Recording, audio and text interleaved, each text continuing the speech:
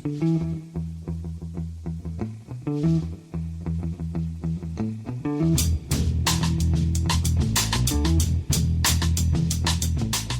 and welcome to The Price of Football, the show that looks at the money behind the beautiful game with me, Kevin Day, and Liverpool University's Kieran Maguire. Good morning, Kieran. It's Wednesday. It's the first day without football for 2.5 weeks. We've moaned for 12 years about the World Cup being in the winter, and now I'm moaning that it's not on. It's just proving to be a real football fan. But I understand, Kieran, that you were up west last night on a little cultural football outing. Is that right? I prefer to think of it as research into something broadly football business related ish. So I see. yeah. So you can. So it's tax deductible in that case, is it? I'm consulting. I'm consulting my advisors just to confirm that may or may not be the case. Yes, absolutely. So I went up with the Baroness to see Wagatha Christie, the play in London, in swanky West End. And it was a fantastic play. Very, very good. Amusing in places, serious in places as well. And it was adhered to the actual hearing itself. And then we came out about 10:15, and it would appear that every single person of Moroccan heritage who is in London was in Leicester Square letting off fireworks, and a good time was being had by all, to put it quite mildly. So yeah, there was a little bit of World Cup to just top it up, and fantastic experience.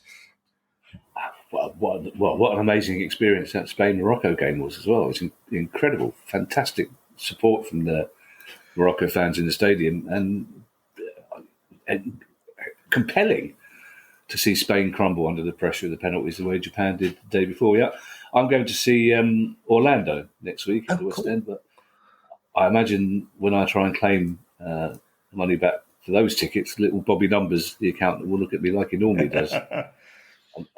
And so, was any of that research? You did say you were going out with an old girlfriend for your Christmas jolly. I'm not sure that HMRC or the VAT people would be that happy to give you a little bit of that back. This is what he always does. Was it research? That haircut was a research haircut, was it? Yeah, just I had my haircut. Before we get into this week's news stories, just a reminder that the first ever Price of Football replica shirt is now available to pre-order, and I'm delighted to say that many of you have done that already, so thank you very much. We will try and get those out to you quicker than we answer your questions on the pod. The shirts are available in adult and kids sizes and dart player if you request. And all the profits we make will be going to good causes. So that's nice as well, isn't it, this time of year? So you can order those by going to priceoffootball.com or our social media pages to look at our what Guy continues to call our in-store shop, but I believe is technically a page on the website. We've got a lot of news stories, Kieran, which is why we are doing our interview as a separate entity again this week. It's a fantastic interview we have with Mark White, the owner, chairman, manager, laundryman, coach driver of Dorking Wanderers, who Kieran met yesterday. Trust me, it's worth a separate pod. Unfortunately, Kieran, our first two stories are from the West Midlands, and neither of them are good.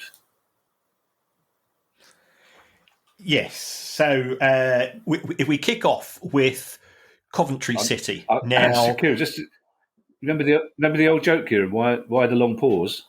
I was tempted to do that then because I thought you'd left me, but you were taking a big deep. You taking a big deep gulp of your liquid quinoa. Is that what you're doing? This one does need a sharp intake of breath because it features sort of what you might call a dynamic wrong-uns duo in that Mike Ashley and Lawrence Bassini are tentatively involved here in terms of these next couple of stories. So Coventry City, they have been acquired by a new owner called Doug King, who's bought the club from Sisu, subject to EFL approval. Now, that approval has not yet been signed off. That's not a good thing or a bad thing. EFL are taking a very, very thorough approach. They're doing, in my view, the right thing. Although I think it's testament to, if football was in a much better place, they wouldn't need to do it. We would have more confidence in owners. But one of the things that we've certainly discovered over the 3+ years of this show is that we have no faith in a lot of people who come into the game. But Doug King looks all above board. So we're hoping that that's going to move forwards. And the old owners, Sisu, they lost £10,000 a day for a decade. In terms of their relationship with Coventry City, and trying to work out their motives has always been a bit of a head scratcher. People will be aware that the CBS Arena, the companies which owned the stadium, went into administration, and it looked as if Doug King was going to buy the stadium, and that we like that. We like the same person owning the football stadium and the football club. And then at the last minute, it's sort of a reverse Wacky Races here. You remember, Wacky Races, Dick Dastardly would always be leading with about 50 yards to go, and then would be overtaken. Well, the reverse has happened here. Doug King was leading, and then all of a sudden, the Dick Dastardly that is Mike Ashley takes over and nicks the stadium from the administrators, presumably by offering a slightly higher fee. And what he's now done is that he's given an eviction notice to the football club via Fraser's. Fraser's is, he's effectively the company through which he runs many of his retail operations. And everybody's going, why? What? So Mike Ashley paid, I think, around about £17 million for the CBS Arena. So why has this eviction notice been given? Sisu, who were in negotiations in respect of the old lease, and they had a deal which lasted a few years. I think there's been some people trying to manifest an improvement on their personal benefits from all of this in terms of either the length of the lease or the rental amount. And Mike Ashley got his fingers burnt in relation to Derby County. Mike Ashley was really keen to buy Derby County Football Club, but Mel Morris owned the ground. Now, we don't know exactly what went on. There was certainly a lot of stories doing the rounds that Mel Morris did not want Mike Ashley to buy Derby County Football Club. And because Mel Morris owned the stadium, that gave him a lot of negotiation power. He effectively had the administrators on strings to an extent. So Mike Ashley, having had his fingers burnt in relation to Derby, has thought, right, well, the next opportunity that comes along where I can do something similar, I'm going to take that. Perfectly legal, has to be said. But where does this leave Derby? So where does this leave Coventry City? We don't know. They've been given a notice of eviction. Is this a negotiation ploy on behalf of Ashley Stroke Frasers to try to get a better rental deal? Is it that he's trying to persuade Doug King to not go ahead with the deal, and effectively Mike Ashley then comes in and buys the football club? Again, we don't know. Many conspiracy theories are doing the rounds, but I think for Coventry City fans who, they must have given up buying lottery tickets a long time ago. The amount of bad news that club has had. They ended up at a period of time in Northampton. There's been the disputes with Wasps, which ended up in them going to Birmingham to play their matches. Now they've got their club back. They've got a new owner who appears to tick a lot more boxes than Sisu ever did. Although when you start to sort of delve into things, by a pure coincidence, one of Doug King's companies appears to use the same offices as Sisu. So it all just gets very convoluted. So where they're going to play going forwards, we don't know. Could it be that there'll simply be a new rental agreement, which is more beneficial to Frasers. There has been talk about Coventry ending up going to Walsall to play there, and it's so harsh on a club that. I remember at the start of the season, they couldn't play any home matches because the rugby had taken place. I think it was for the Commonwealth Games, and left the pitch in such a mess that it was unplayable. But they're only 2 points off the playoffs with 2 games in hand because they haven't been able to go and play games themselves. So all of the positive things which are happening off on the pitch are being negated by yet another messy off-field issue. Well, it makes the on-pitch achievements even more remarkable, doesn't it? A couple of things, Kieran. I presume that the administrator had no choice in this issue. Where if Mike Ashley came in with a higher bid than anybody else, it's not within their job description to say, well, you're not going to make the football club homeless, are you? Are you packing to leave, Kieran? This is the best sound effect pod we've ever done. What's going on? That was the Baroness coming to get a letter opener from my drawer, and Finlay decided to put in a few sound effects of his own. And this is why I'm still amazed that we've never been BAFTA nominated. It's this level of professionalism that we put through the show. If there was some kind of BAFTA nomination for best sound effect, or maybe we should turn that into. Maybe the pod should just be forget the football finance. Just guess what noise is happening now. I worry about the reasons that the Baroness has gone for a letter opener. Is she sharpening it as we speak? Maybe Finley's upset because he's got wind of the fact he's having a haircut today. Anyway, well, why are you getting Finley's haircut on the coldest? Never mind. Back to the question for those listeners we still have left. The administrators have no choice, do they? The administrators have to accept the higher bid, presumably, and it's not, as I say, within the administrator's job description to say to Mike Ashley, you're not going to do anything rash here and get rid of Coventry, are you? So that's... and also, it's just so odd. I mean, Mike Ashley's a very clever businessman, we know that, and you kind of feel that this must be some kind of negotiating tactic towards getting a higher rent, or maybe towards actually acquiring the club as well. But it just seems odd that he's gone straight for the eviction notice rather than let's negotiate a higher rent or a different deal. That's the bit that worries me, is that he's just gone, no, I want you out. And it makes you wonder how, without the football club there, he's going to replace that. How is he going to get regular rental income without the football club? Well, first of all, in respect of your initial point, the administrator's obligation is to maximise the asset sale proceeds, so that there is no moral or ethical element to the disposal. They've got a higher price, they sell at the higher price. End of story. Provided the owner can provide proof of funds, which of course in the case of Mike Ashley he can. Then there's no issue there. Moving on to the second issue, it's just messy.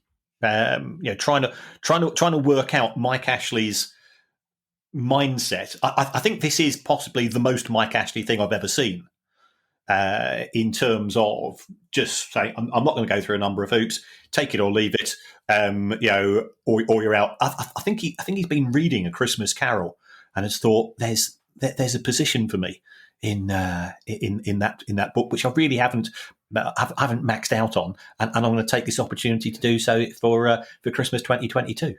You think he hasn't got to the end yet? Is that what it is? He's misunderstood the point of the book, that it's not a manual. And yes. If you're on a train going north, Kieran, from Coventry, and assuming that it goes straight through Birmingham International, then the next stop is Birmingham, and there's bad news for Birmingham City fans, it looks like, as well. Yes. Birmingham City, for the last 5 months, have been in talks. So Birmingham Sports Holdings, who are the Hong Kong company, which own Birmingham City Football Club, have been in discussions with a company called Maxco Capital, which is partly owned by Maxi Lopez, the former Barcelona and Argentina striker, and a guy, I think it's Paul Richardson is the other guy. So they've been having talks for the last 5 months with regards to buying the club and going through a period of due diligence.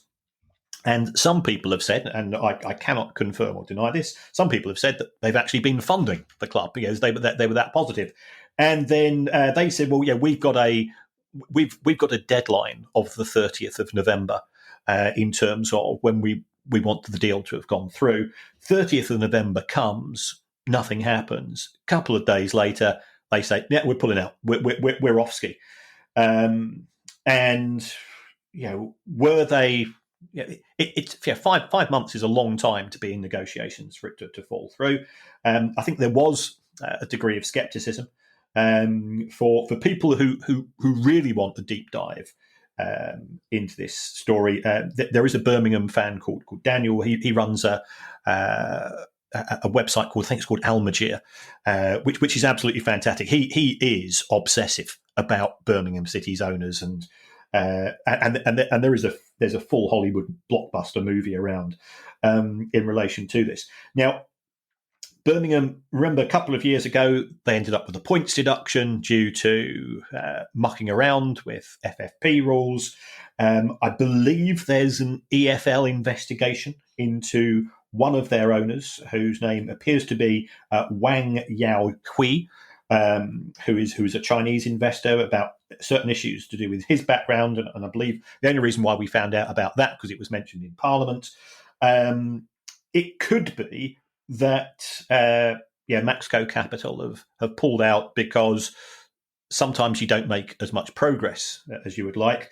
And also, I suspect that the current owners are looking for some form of potential payouts for two of the reasons. First of all, we said that Coventry, they're not far off a playoff place and potential promotion to the Premier League. Well, Birmingham aren't that far off either. I know they're in the bottom half of the table, but it's very, very concertina at the Championship table. The other potential issue is we've been watching the World Cup, we've been cheering along, and everybody goes, "Blimey O'Reilly, that Jude Bellingham, he's a bit tasty, isn't he?"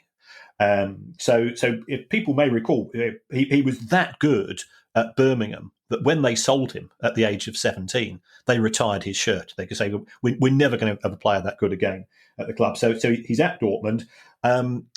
What one would have to assume that they're not fools at Birmingham, and they've got a decent sell-on clause in respect of his contract. So there's talk about Dortmund saying, well, at the start of the tournament, he was worth £130 million in their eyes. I think it's fair to say that his value's only headed in one direction since then, and that's up.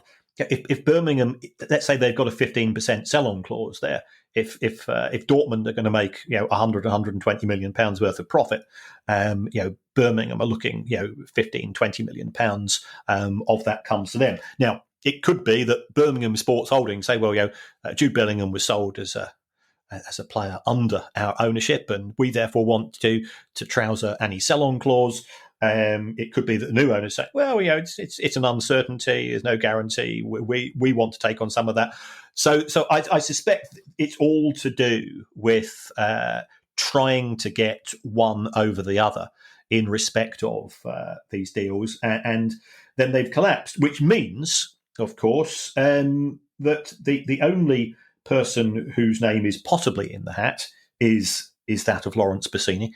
I think it's fair to say that we have our reservations about his ability to come up with the cash to acquire a club, and B, certainly to sustain it. Birmingham have lost a fortune over the course of the last few years. I think I worked it out, something like 145 million over the course of the last decade. It's huge sums of money involved. They're a club that have not had luck with owners, going back to Carson Young and beyond. So it's been a litany of questionable motives of owners, and perhaps there's a case for saying that an independent regulator of football might be able to address some of these issues. She's back. She's been away for 2 years, for 2 shows, but Tracy's back. Yes. I suspect Lawrence Bassini couldn't afford a copy of the Christmas Carol, let alone use it as a business manual. That's how badly things are going for him. I love the fact that Jude Bellingham talks so proudly and so fondly of his time at Birmingham, which is as it should be. Just something you mentioned there, Kieran, about the sell-on clause. So if Birmingham have negotiated, say, a 15% part of the sell-on clause, you mentioned profit. Is that sell-on clause based on the actual transfer fee or the profit that Dortmund make on the player? It's normally on the profit, because what you effectively say is that if the player progresses at Dortmund, then both Dortmund and Birmingham have already generated 100% of the original sale fee. So for them to get another 15% of that does seem incongruous. So my understanding is that most transfer deals are based on the profit to the next club, because that means that both parties are beneficiaries of the player's development at the new club.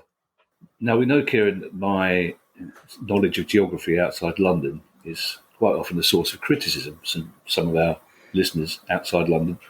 But I'm fairly sure that this club I'm talking about is to the north and to the east of Birmingham. It's a club whose supporters have had a torrid time, but there's a takeover there that looks like it might be happening. Yes. So this is Scunthorpe United, as you were correct, on the Lincolnshire coast. I've been to Scunthorpe United on quite a few occasions. I've seen Bobby Zamora get a red card there as well. Which that's a half man, half biscuit album title if ever there was one, isn't it? So the Scunthorpe owner, Peter Swan, he who owns the Blackpool nightclub, he who wanted to convert certainly the car park or some of the property into residential. It looks like he's finally sold out to two new owners called Simon Elliott and Ian Sharp, who are local. I think one of them's involved in the acting industry. I think he's been successful in that. But they're absolutely delighted, and because this is now a National League club as opposed to an EFL club, the owners and directors test rules don't apply as such. As always, there was a kerfuffle. We've seen two deals that have not gone through. Well, this deal almost collapsed itself, and Peter Swan didn't pay the November wages because he was saying, well, I'm trying to sell the club. I thought the new owners would have come through by the end of November, so therefore I thought that they were going to pay the wages and the new owners hadn't taken over. But it looks like that has now gone through.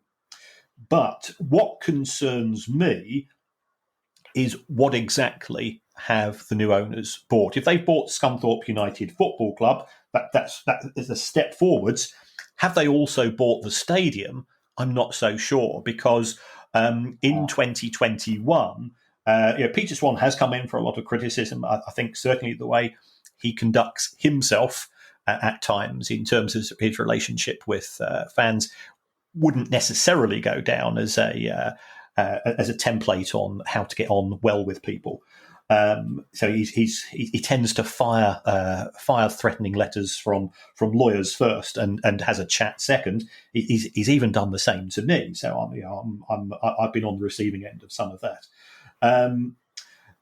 So he did put money into the club via his company called Cool Silk, and he then wrote off most of the loans due to Cool Silk. That's the good thing. The not so good thing, he says, well, I'm not quite writing them off, because what I'm going to do is that instead of paying me back what you owe me, I'm going to take the stadium. So, do the new owners have the stadium and Scunthorpe United? That I'm not certain about.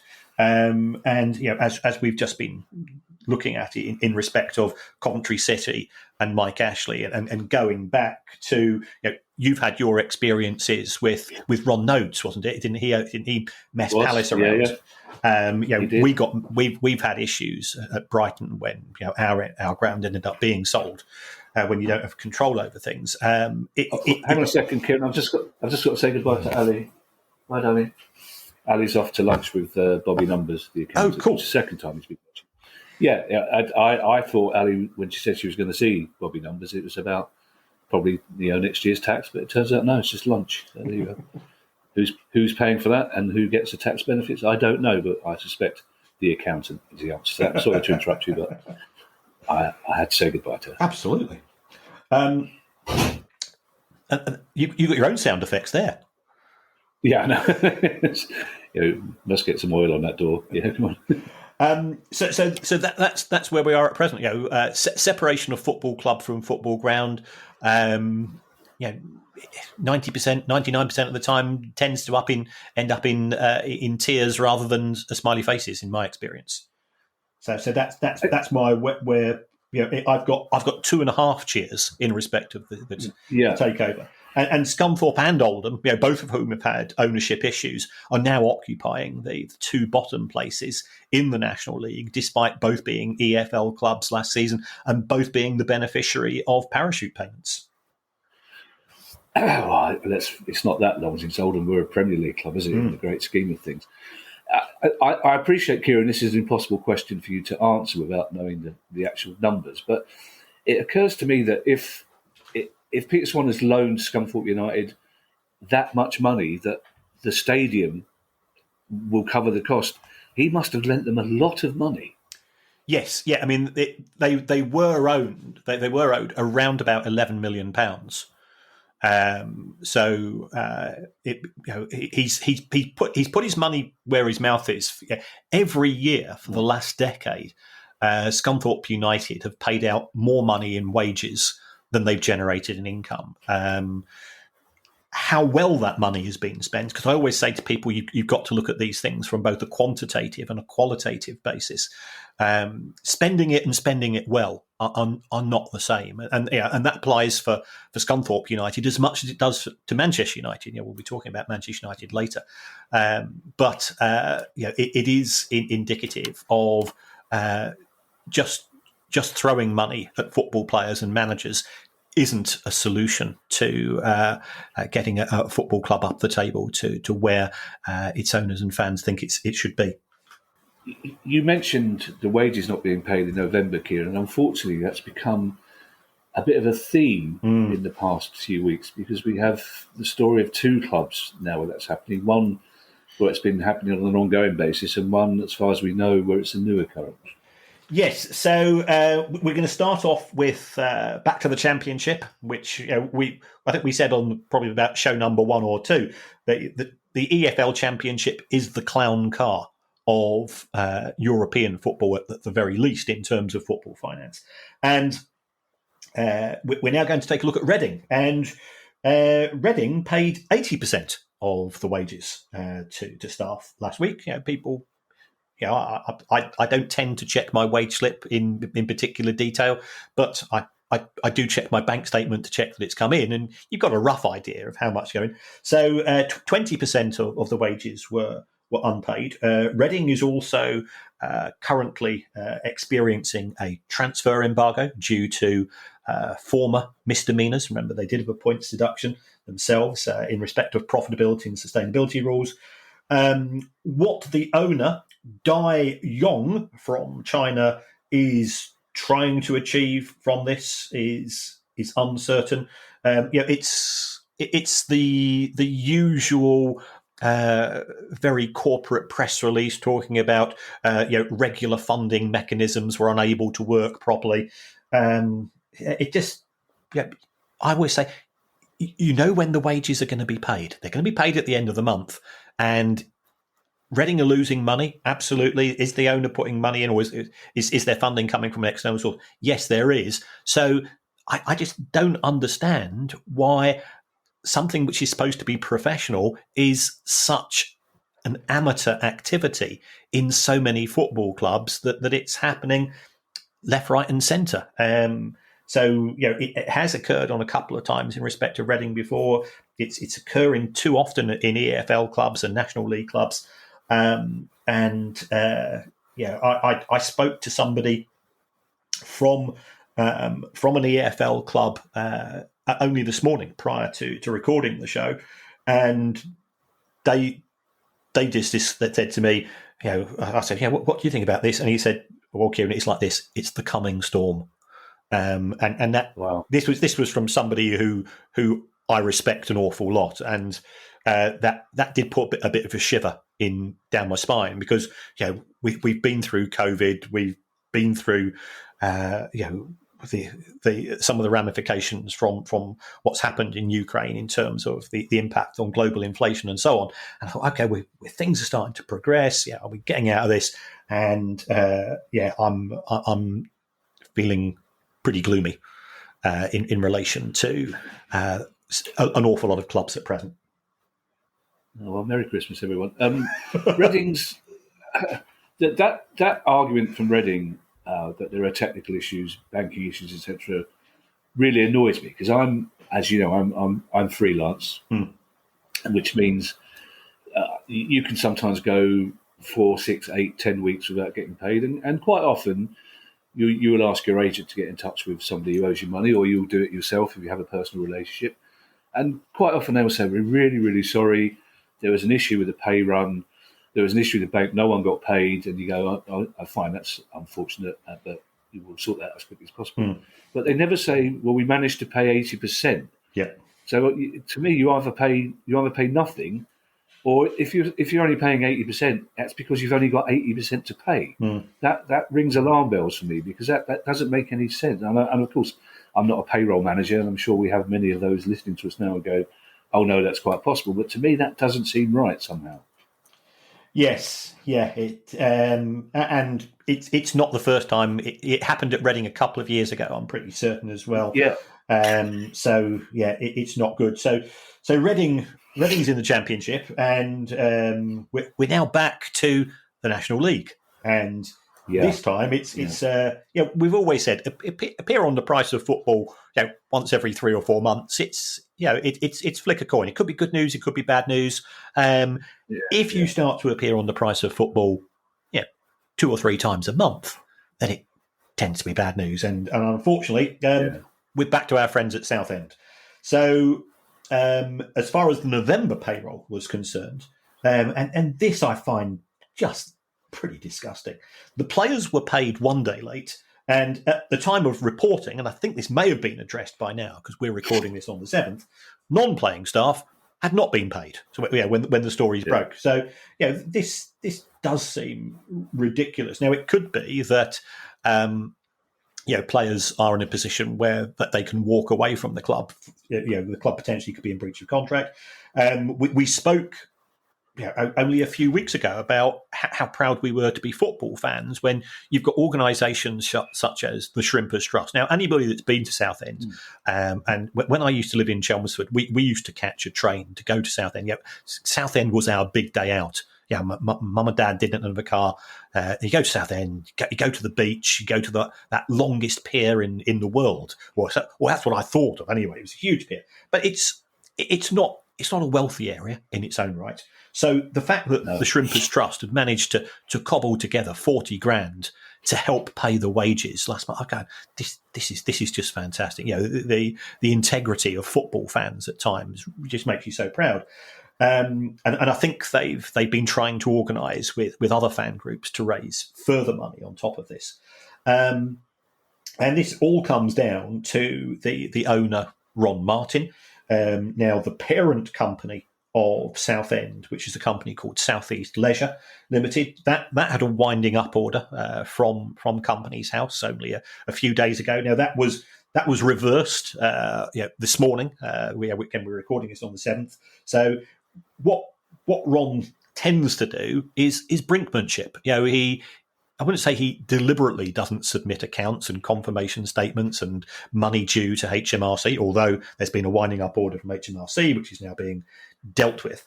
But he does like to play the game. And part of me thinks, okay, if you want to play the game in relation to institutions, so, Companies House, fine, nobody gives a hoot apart from me. HMRC, there are worse tax scams taking place than paying your VAT a few months late. You deserve a kick in the gonads about it, but that's as far as it can go.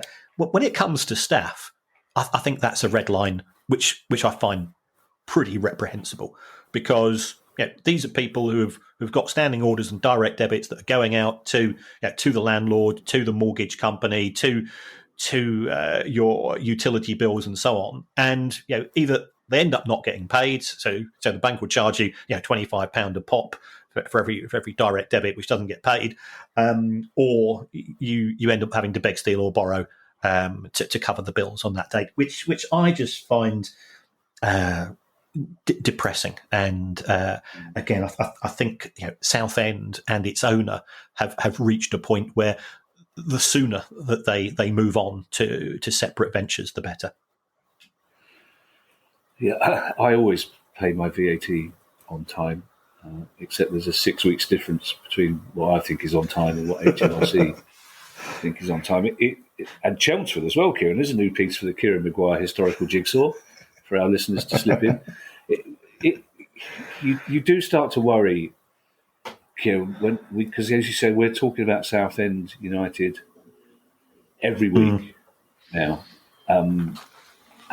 There's a pattern emerging here that we've seen with other clubs, Wigan, Oldham, where suddenly you don't mention the club, and then you mention the club twice in a month, and then suddenly it is every week, and it's the same issue, and you just hope, for the sake of as you say, those Southend fans, that it gets resolved, but you can't see it being resolved without Ron Martin leaving the scene. And the thing is, as we said the last time we spoke about the brilliant effort of the fans to raise £40,000 to pay 1 month's wages, they can't do that every month. It would have been difficult enough for them to do it for 1 month. You can't expect that the fans to bail the club out every month, much as they would love to do so, but they shouldn't have to do so. And it's incredible that the club is still allowed to keep doing that.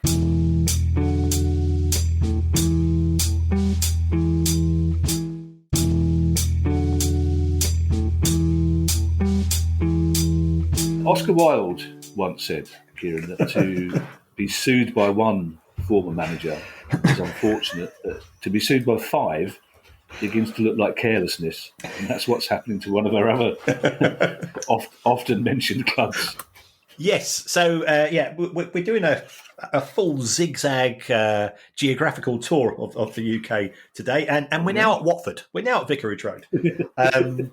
So this is a story that I picked up from an organisation called Law 360, and I googled this. I couldn't find this anywhere else, so I spoke to some of the Price of Football's lawyer friends who go grasses, yeah. Grasses, yes. I said, okay, should we run this story or not? Law 360, are they legit? And he said, they are pretty good. Yeah, they double check their story, so this does appear to be an issue. So I have done a little bit of ferreting, and I think Law 360 got this slightly wrong in that it's a former manager, and I think 4 or 5 of the managers muckers, I think is the technical phrase. When a manager arrives, that they normally brings a coach, a goalkeeping coach, a cheese taster, or whatever these people are, so an entourage. It would be great to say, well, we should be able to identify who the manager is, but then we thought, oh no, it can't be. It's not. We're talking about Watford here, so narrowing down. Narrowing down who this could be is not that easy. But my understanding is that the former manager and the entourage are suing for breach of contract, and under, I think, most standard football manager contracts, it says if you are sacked, then we will pay you up until you find another job. Now, can you see there's a bit of a conflict of interest here, because the manager doesn't necessarily have a huge incentive to try to find himself another job. If he said, well, if I've got 2.5 years remaining on the contract and I'm picking up a decent wage, because this manager, I suspect, would have been in charge when they were in the Premier League, then why not I just go and sit on my arse all day and collect that paycheck. So, if Watford feel that this manager has not been trying to find another job, and they can evidence that, they might say, well, we're not prepared to give you your payout. And now we've got some sort of Mexican standoff where the manager is saying, well, yeah, I've been trying. I applied for the Barcelona and the Manchester United job, and funnily enough, they didn't seem particularly interested in former Watford owners, former Watford managers, and that's where we are. So it's not good. Nobody wants to be dragged through the courts, and we only know that there's going to be one winner in all of this, and it's not going to be Watford, and it's not going to be the former manager. Yeah. I love that word, mucker. My dad referred to me as his little mucker. Oh, it's a lovely word. Our whistle-stop tour of the country continues, Kieran. We're probably the shortest leg from Watford down to Arsenal. Their latest results are out, and there's one particularly interesting number in there, isn't there? Yes, Arsenal have been spending money on players, which fans are always keen to see, but it's not necessarily their money that they've been spending, because what we've seen is that Arsenal have gone down the let's do it on credit route. So they've ended up owing £188 million in outstanding instalments in respect of player transfers. And Arsenal used to be known as the Bank of England club. So I've always thought, well, that they'll be fine for it, and Arsenal will be fine for it. They are run on as a pretty well run club, and until probably about 2 or 3 years ago, they were the most profitable club in the history of the Premier League. But that is no longer the case. They're losing sort of on a day-to-day basis £1 million a week in 21-22. Clearly, they've also not been in the Premier League for a while. But I think the thing which surprised me most of all was in respect of wages. And we always talk about footballers' wages, and they seem to be gravity defying. No matter what's happening in the external world, it doesn't matter whether you got COVID or this, that, and the other. Footballers' wages still go up and up and up. And if we take a look at 2021, that was the case. We had COVID, and yet footballers' wages overall in the Premier League still increased by, I think, around about 7% that season, which is great news if you're a footballer. But Arsenal's wages are coming down. We know that Aubameyang left, although he had to have a bit of a payoff. I think they got some other players off the payroll in the last few years, the likes of Ozil and so on. I've always defended footballers' wages. I say it's a talent industry. You work in the world of entertainment. It's a talent industry, and you know that the stars get the big bucks. And I've never walked out of a cinema or walked out of a concert. I will not be walking out of the O2 Arena next Monday, having watched The Cure, thinking to myself, I'm never going to watch them again. Robert Smith's paid too much. Because they get what the market plays. And the issue we now have with Arsenal is that Arsenal's wage bill is £150 million less than that of Manchester United. And this isn't a criticism of your club and my club, but I would have always thought that Arsenal's wage bill would have been closer to that of Manchester United than it is to the wage bill of Palace or Brighton. But Arsenal's wage bill is now closer to our wage bill than it is of one of the clubs that you would usually think is part of their peer group. And I think that does indicate that things aren't as rosy at Arsenal. That they have had to cut back. They're still on good wages. They're still averaging more than $100,000 a week. But Manchester United are averaging $174,000 a week, and that means that potentially, when a player's got the choice of either of those two clubs, money comes into it. Yeah, historically, quite a few teams refer to themselves or refer to as the Bank of England club. This makes me think that back in the day, the Bank of England were quite flighty with their affections. We still have, Kieran, 4 news stories to go. the first of them, just looking at our social media feed in the last couple of days, I know is of great interest to many of our listeners, and I think they probably would have hoped that this would be their first story, because for the National League supporters as a whole, this is a big, big story about their new streaming platform, isn't it? Yes, I think this will come on the back of Reynolds and McElhenney and Wrexham, who created a much broader level of interest in Wrexham than the club had historically, and they said, why can't people overseas watch Wrexham play football? We've got now on the back of the documentary series, we've got a lot of interest. So the National League, who have come in for a fair amount of criticism, and if people do listen to the interview with Mark White that we're doing as a separate podcast, I think it's fair to say that he is not their biggest fan, and I'm not their biggest fan, and I'd also recommend that if you get a chance, go to YouTube and watch Gate Money, the documentary film. Mark's in it, I'm in it.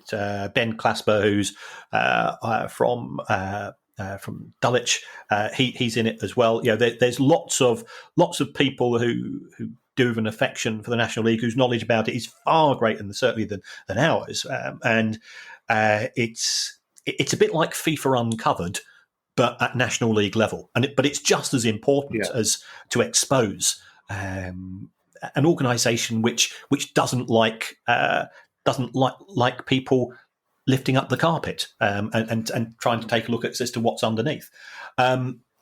So we now have in the National League a streaming system which has perhaps some benefits. It has some benefits in that you can now pay to stream matches, but so therefore it will increase the size of the cake. And I always say that when it comes to distribution, that there's two elements: is A, has the cake got bigger, and B, how are we going to cut the cake? Now, in terms of the money cake, I think it is going to increase in size if streaming does prove to be successful. Although you could argue that if more people stream, does that mean that fewer people are going to attend matches? The jury's out from me. I know Andy Holt has got very strong views on this, but I'm probably a little bit more sort of centre ground in relation to this, because I always take the view, and I suspect you will as well, that if I can get to a match, I will go, because the live experience is exactly the same as Glastonbury. Given a choice between watching it on the iPlayer in the comfort of my lounge, or being going to Glastonbury, wallowing through mud, and coming back to your tent to find that a hippie has used it as a toilet, I still go for the live experience, because it's that live experiences which gives you the memories and gives you the once in a lifetime moments. But in terms of how it is being split, this is how it goes. The National League will keep 15% themselves for reinvestment in streaming and marketing, and that's fine. Okay, I don't have an issue with that. And then 60% goes to the club that the viewer supports, and 25% is split between all 72 National League clubs. And the downside of this, and let's look at this through the eyes of Mark White, is that if Dorking are playing Wrexham or Notts County, or one of the clubs which will bring a big fan base, if a Wrexham fan decides, I'm going to stream the match at taking place at Dorking. So Dorking have gone through all of the all of the preparation, as you do when you're hosting another team. If it's Dorking versus Wrexham, 60% of the money goes to Wrexham because the fan says, well, I'm a Wrexham fan. 25% is split between all 72 clubs, and Dorking get precisely zero. Now, to me, that doesn't look like a great deal. And I would personally split. I would say that 60%. If you split that evenly between the home and the away team, if you put yourself down as a Wrexham fan, then fine. But to give the hosting club no money, I think is harsh. And what it will result in is the gap between rich and poor becomes bigger and bigger. And I can assure you, there will be big clubs, and I think we know who we're talking about here, in the Premier League who are looking at that model and saying, I want some of that. And they were saying, well, it's worked in the National League. It's sort of working in a similar way in the EFL in terms of streaming. Therefore, we want something similar in the Premier League as well. And streaming is going to happen. We're not King Canutes. We're not Luddites in terms of the adoption of technology. But having a competitive National League, individual EFL divisions, and Premier League, and the Premier League's not particularly competitive because you know who the 4 Champions League clubs are likely to be. Newcastle are now a disruptor of that. But it is a cause for concern. And I know I've mentioned it once, but again, this is an area whereby having some form of scrutiny or investment by an independent regulator who can look at it from a much broader, holistic perspective than necessarily what's best for individual clubs, because every club will act in its own best interests. Self-interest is I've got no issue with that whatsoever. But if we want to have football as part of the fabric of society in the way that we do today, we need somebody to say, we're going to do what's best for football rather than what's best for Manchester United or Wrexham or Sunderland or whoever the club happens to be. You can speak for yourself when it comes to being a Luddite, Kieran. As far as I'm concerned, we've got enough technology now, thank you.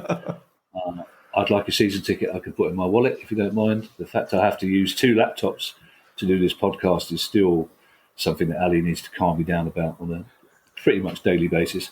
The thing, using Dorking as an example with Wrexham hosting them, Wrexham fans will turn up in their numbers, we know that. But for every Wrexham fan who doesn't, then Dorking are losing out probably £10, £20 on catering within the ground. So not only are they not getting paid for Wrexham fans to watch it, they're losing out on that income as well. And now we've reached a situation where, so basically, the 3:00 games on a Saturday can now be streamed, can't they? I think that is the case. Although, if the match clashes with a match which is being broadcast, the matches which are being broadcast on BT Sport, I think still will only go out on BT Sport, and that's right and proper. If you're a broadcaster, you've paid for that privilege, and you want to maximise your numbers as well.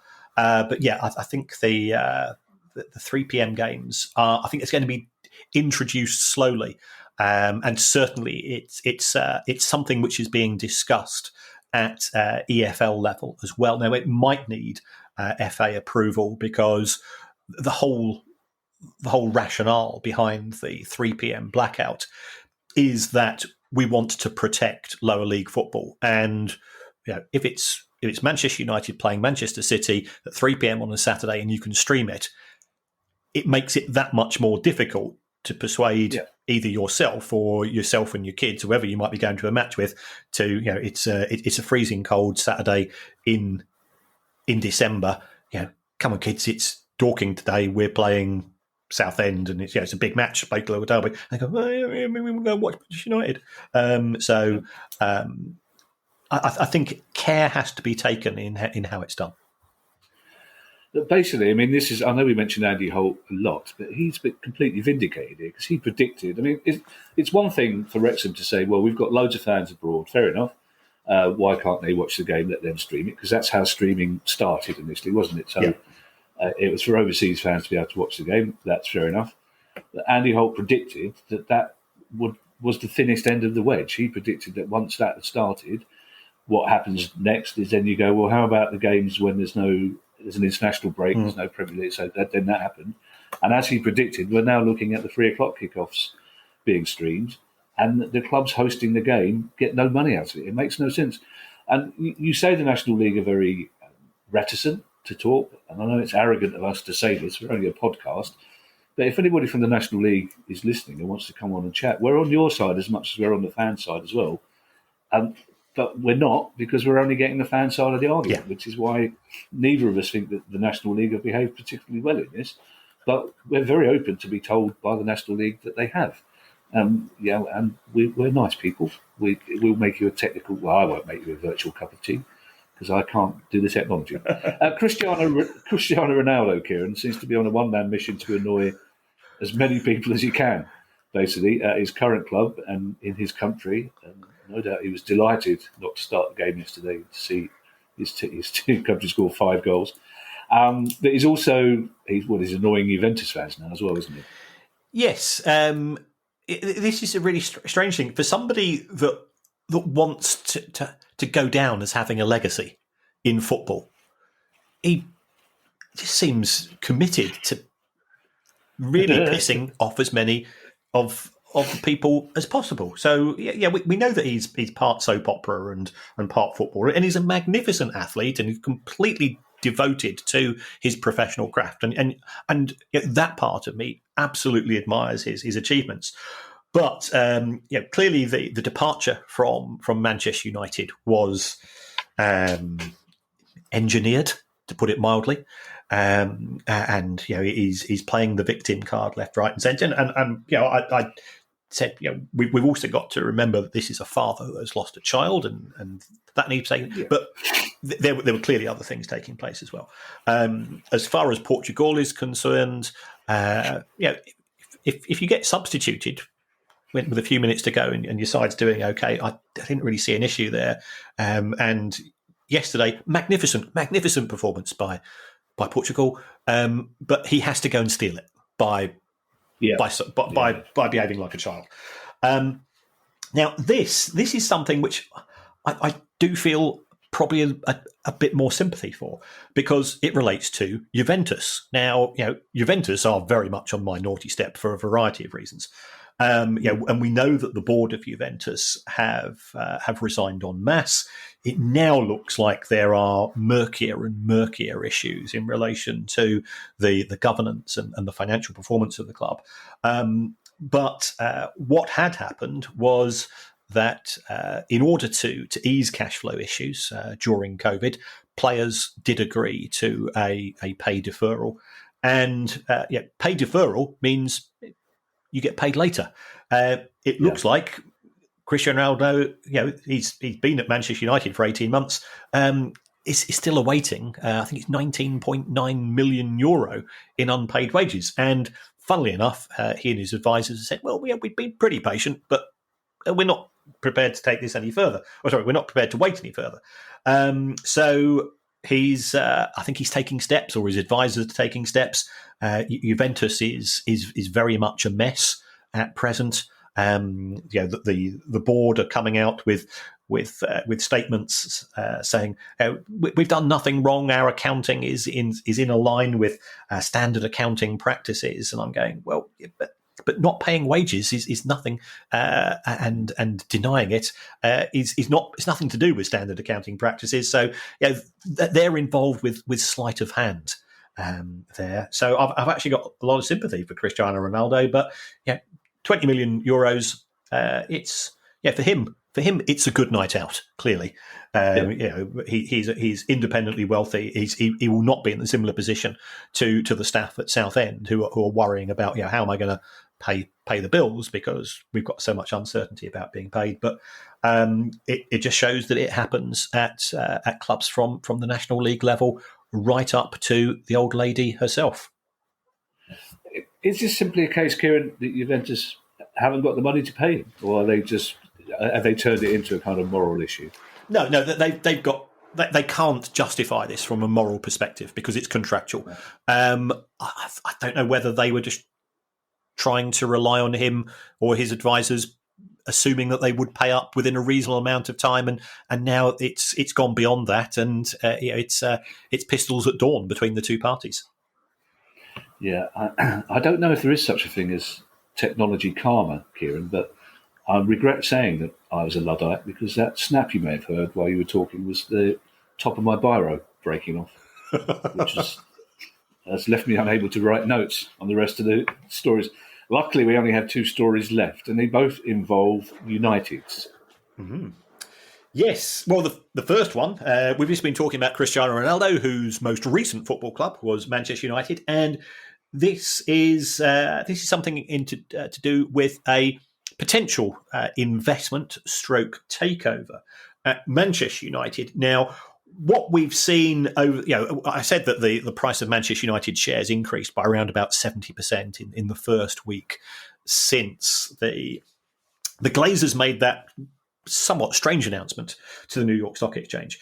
What we've seen since then is virtually no movement in the share price and very few trades as well. Manchester United Supporters Trust, and there are many, many good people at the Trust. I think they do an excellent job. And for me, I lived in Manchester for the vast majority of my life. I always separate my mates who I share a changing room with for Trafford Cricket Club, of whom they are what I would refer to as proper Reds, compare them to some of the people that just make noise in relation to the club. But Supporters Trust, I would put in the former category. So they've written an open letter to potential bidders, and I think certainly have a look at the Trust website in respect of this. It's very measured. It's very sensible. They're saying that loading Manchester United with debt has not been successful for Manchester United. It's only been successful for the banks, who have been the beneficiaries of over £860 million of interest on those borrowings.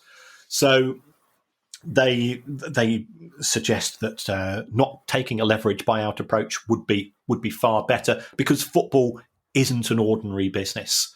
The most important stakeholders in a football club are the fan base, and I'm not trying to be sort of melodramatic when I say that, because without clubs having fans, there's no point in having the clubs themselves. So they encouraged the new owners to say, we need to restore Manchester United, we need to restore Old Trafford. We need to look at how Manchester United is run, because at present, Manchester United is a company which is listed in New York, owned in Florida, and registered in the Cayman Islands. That's not Manchester. So, they want proper governance. They want fan representation. And they said, fan representation doesn't mean fans making decisions. It means taking into consideration the interests of fans just as much as you do for the other people who've got connections with the club. And then it's sort of things which, people might say, well, does this really matter?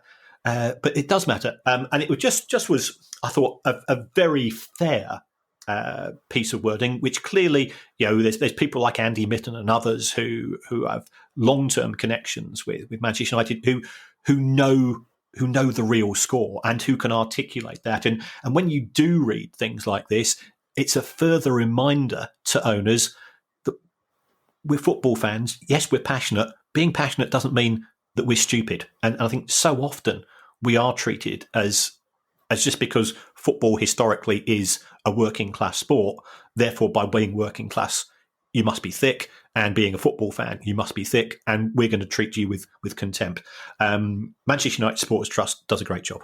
Yeah, I also think football clubs need to remember the word club in there and what it means. And I think one club that has done that is, as we say, another United, Rotherham United, have done a very good thing, Kieran, haven't they? Yes, and they're not alone in this, but I think this came out again in the last few days. We've spoken earlier about staff at clubs being unable to pay their bills due to not being paid. Well, there are other people who simply can't afford to pay the bills, and we've seen regular stories about people, parents especially, families having to make heat or eat decisions. I'm also fully aware that if you're an elderly person and you're living in a place during the winter, your fuel bills have just gone through the roof. So if you can't afford to heat your house during the day, is there somewhere where you can go to keep warm step forward, Rotherham United. What they've said is they're going to open up the New York Stadium, and we're just going to provide you with simple things, cups of tea, somewhere warm where you can come and sit. You can watch the telly, and it will give you a few hours respite during the day. And fair play to the club, because they've acted as a club, they've acted as a community hub. They're doing all of the things which I think should be part of the core of the game in this country, because it is more than a sport. We wouldn't travel the length and breadth of the country to watch matches if it was just a sport. It's far more than that. The Rotherham United management team, it will cost them a wee bit more, but what they'll get back in goodwill, because hopefully when these people's personal circumstances improve, they'll say, when I was at my lowest, I was able to go to the New York Stadium. I was able to have a blanket around me, also to have a chat with people. Loneliness is a killer this Christmas, especially for elderly people. So, well done, Rotherham. That's all I can say. And they're not alone. Yeah, I'm fed up, Kieran. We keep saying, fifth largest economy in the world. This shouldn't be happening, but it shouldn't be happening anywhere in the world. No one. Yeah. It's 2022 here, and the world is awash with money. No one anywhere should be worried about having enough to eat or being able to be warm during cold times and cool during hot times. It's not right, and it needs to change. And I'm proud to say, though, that Palace are one of the other clubs that do it. Palace are opening what they're calling a warm hub, based purely on the logic, as Steve Parish said, that the ground's open anyway. We're paying electricity bills. It's only right that we invite local people in the community who are struggling to come in and do the same thing. Read the paper, have a cup of tea, a cup of soup. We'll provide a meal. And it's what we've been talking about right from the start. The clubs are at the heart of the community. Also, if you're anywhere near Selhurst Park, they've just opened a donation centre to provide food and other stuff for 4 food banks in South London, which is an area most people don't know of particular deprivation around the ground. So if you do want to go down, it's very openly, it's a big collection centre outside. So if you do want to donate stuff, that would be very kind of you. And also I have to point out, Kieran, some young people from the Palace Academy and some young people from Foundation player development courses, these are 14 to 18-year-olds, asked the club if they could borrow the academy on a Sunday. It's the only day it's not used. They organised a tour. They did this in the space of 3 weeks, and they organised a football tournament, and they raised about 7,000 quid towards the Pakistan flood donations. And so it's brilliant. We talk enough about the greed of footballers on this show, Kieran. It's only right that we highlight the good things that people in football are doing, and we'd only be too pleased to hear what your club are doing as well, because I think we need to share these stories. We spoke about the Christmas Carol earlier on. It does have, it's one of my favourite stories, and that's for a reason. Anyway, that's enough Tiny Tim stuff. Because those listeners that we lost with the sound effects have probably gone off bar humbugging somewhere else. The interview with Mark White will be available shortly after this drops, I believe. Is the phrase get you. You technological people use. I would say available, but apparently Guy says we have to say it drops. So I hope you enjoy listening to that. Just a reminder that our next live show, which was due to take place at Plymouth Argyle's home park next week on the 13th of December, will now take place on the 21st of March next year. We hope you can join us on that new date.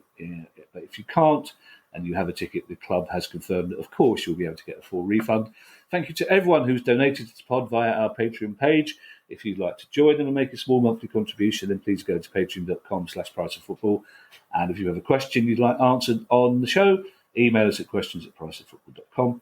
In the meantime, I shall hand you over to Mr. Kieran Maguire for his customary farewell. Well, thanks as always, folks, for the support. And we will get to Plymouth. We do apologise that it's taken a little bit longer. We're quite keen, I think, to do a few other tour shows. Except we're not. If there's any promoters out there who run an organisation where they'd like us to come up, well, get in contact, because we're not used to doing the booking side of things, and I think there's a case for saying it might be better in in more of a theatrical establishment than necessarily a football club itself, because sometimes they're a bit echoey and they don't necessarily work as entertainment venues. But there's various ways in which you can support the podcast, and Patreon is one. Thank you very much, Patreon supporters. The other way of doing that is to go into your podcast app, is to get Apple's and Spotify's algorithms all worked up with positive vibes about the Price of Football podcast. And the way that you do that is you give us a review, and give us 5 stars if you think we're worth it. Yeah, not if you don't. If you want to scribble a few words, we're always happy to read them, and we've got some very, very amusing listeners. It doesn't matter what you say. You could even say you would rather have the show presented by Maxi Lopez, because he's busy not buying Birmingham City at present, and Jennifer Lopez, and she could provide some sound effects, and that'll be fine with us. The Price of Football.